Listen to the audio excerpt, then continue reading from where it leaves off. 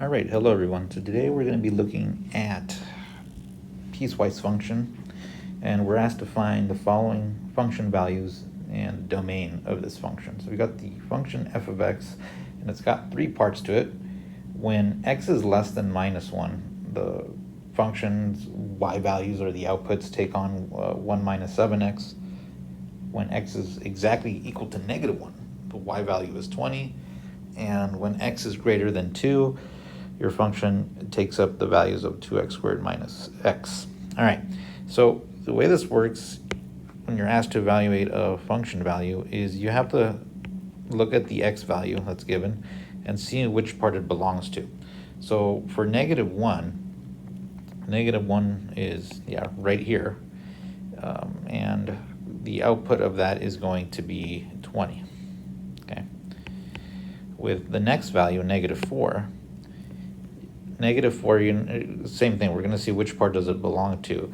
And -4 is less than -1, so this, therefore, when you plug your y value in, you're going to plug it into the x and 1 minus 7x.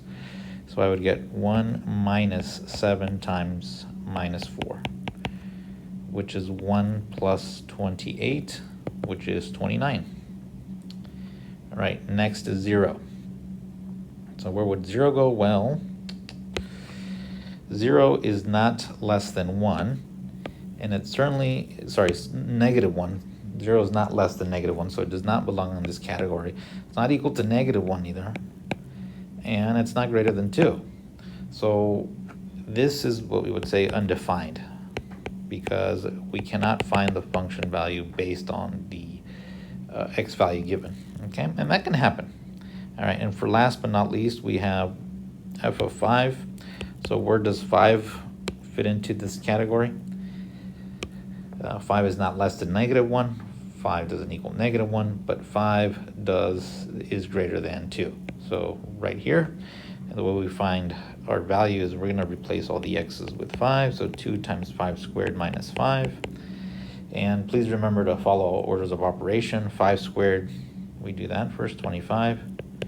Then it's going to be 2 times 25 minus 5, which is 50, minus 5, which is 45. Okay. And essentially, that's how you go ahead and figure out these function values. You look at the x value that's inside the parentheses, and you look at which part it belongs to, based on how it compares, if it's like less than, like -1 or equal to -1 or greater than 2 in this case. All right, so for the domain. So for the domain of this function, what I like to do, I like to do a number line. And what I'm going to do is I'm going to start from not the best word to use. I'm going to read the values of x from left to right, from smallest to largest, okay? So when you look at the statement, this first statement right here says all the values that are less than -1.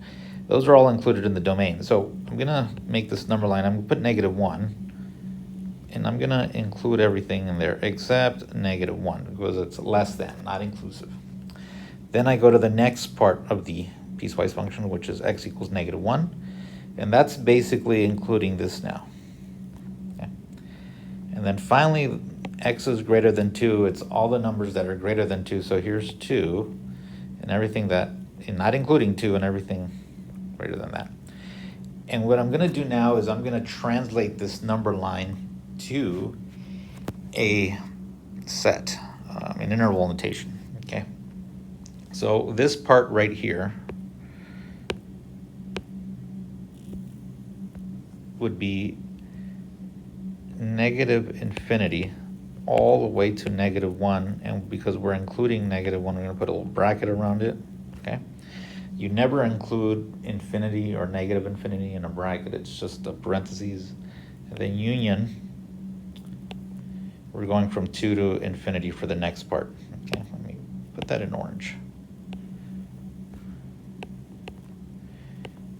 And again, 2 is not included, so we put a little parentheses on it. Brackets are inclusive, parentheses are non-inclusive, non-inclusive, excuse me, non-exclusive.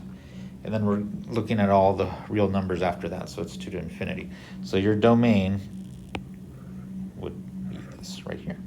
All right, and in an upcoming video, we're gonna look at the graph of this function, and that'll help you to determine the range, okay? Well, thank you for watching.